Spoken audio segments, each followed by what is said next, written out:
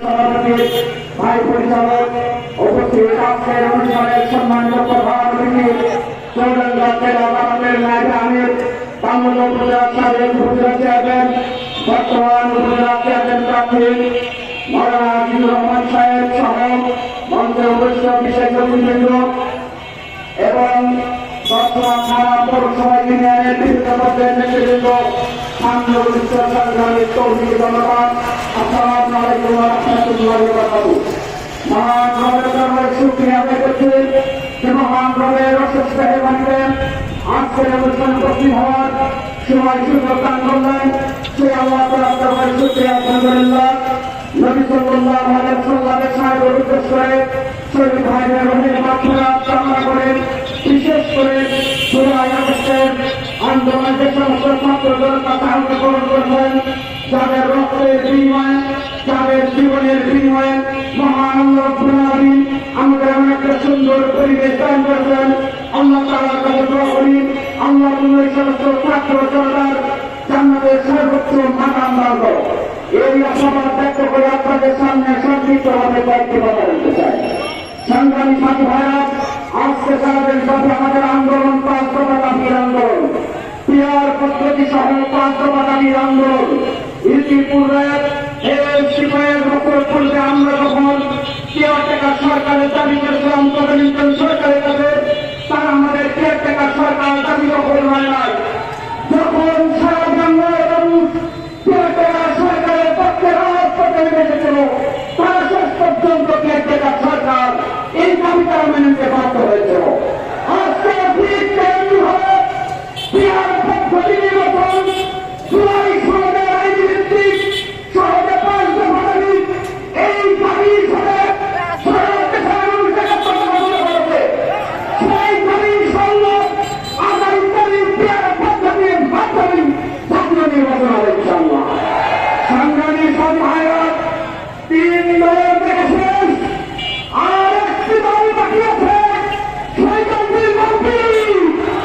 সেই দলটির নাম বাংলাদেশ জামাত ইসলামী।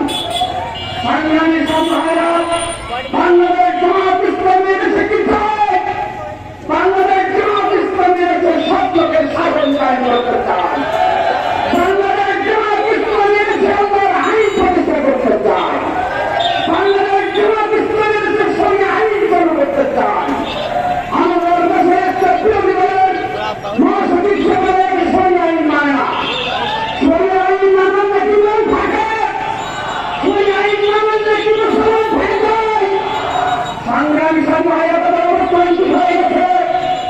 এই সঙ্গে আইন যদি দেশে চালু হয়ে যায়, তার মানে যে আমরা যত কর্ম করি, আমরা মাথার সমস্যা করতে পারবো না।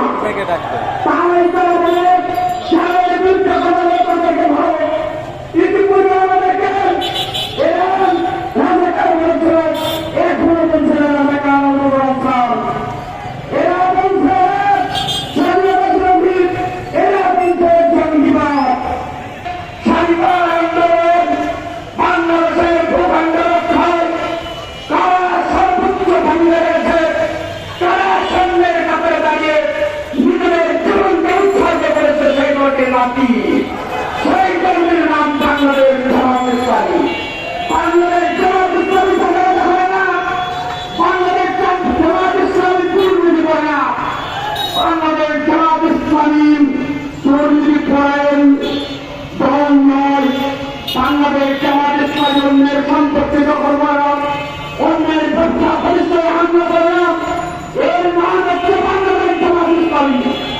বাংলাদেশ জামাত ইসলামী মানুষদেরকে ইসলামের সুবিধাও সাহেবের মানুষদেরকে আহ্বান করে, বাংলাদেশ জামাত ইসলামী মানুষদেরকে আল্লাহর পথে আহ্বান করে, বাংলাদেশ জামাত ইসলামী এক কালমুল্লাহ মানুষদেরকে আহ্বান করে, সেই কালমুল্লাহ করে দুনিয়ার সমস্ত মানুষদেরকে লক্ষ্য করে।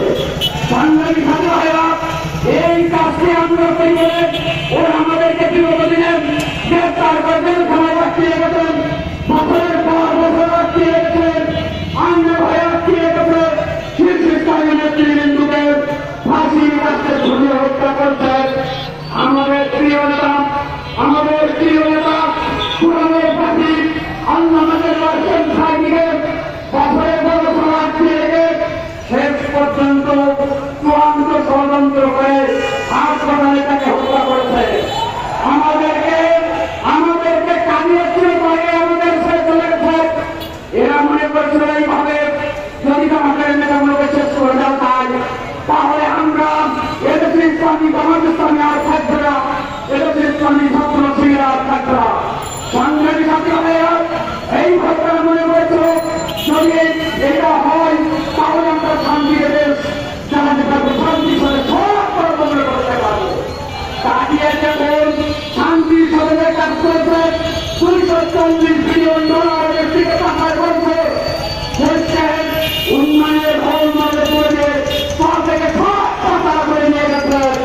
সংগ্রামী ছাত্র ভাইরা এদেশের যুব সমাজকে তারা যুব সমাজকে তারা যুব শক্তিকে পরিবর্তন করে এদেশের যুব সমাজের হাতে তারা মানব যুবকে পড়ে দিয়েছিল। এদেশের যুব সমাজকে তারা ধ্বংস করেছে। এই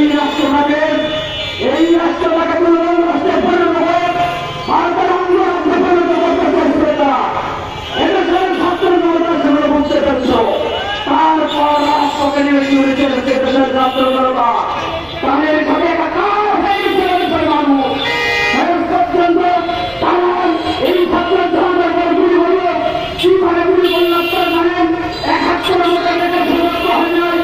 আমরা সব দেখেছি একজন বাঙালি আরেকজন বাঙালির পরীক্ষা হয়ে পরিবর্তন করবে। সংগ্রামী সাথী ভাইয়া শেষ পর্যন্ত টিকতে না পেরে পালিয়ে গেছে। তোমার রান্নাটা ভাত খেতে পারে নাই, একটা বক্তৃতা রেকর্ড করতে পারে নাই, একটা সুটকেস দিয়ে দেশ থেকে পালিয়ে গেছে। আজকে বলতে চাই তাদের পালিয়ে যাওয়ার দ্বারা একটা দল সে একই কর্মকাণ্ড শুরু করেছে। তোমরা সতর্ক হও, তোমরা সতর্ক হও। সংগ্রামী ছাত্র ভাইয়া আমি আমার কথা না বানিয়ে সকলকে আন্তরিক সালাম জানিয়ে আমরা শেষ করছি।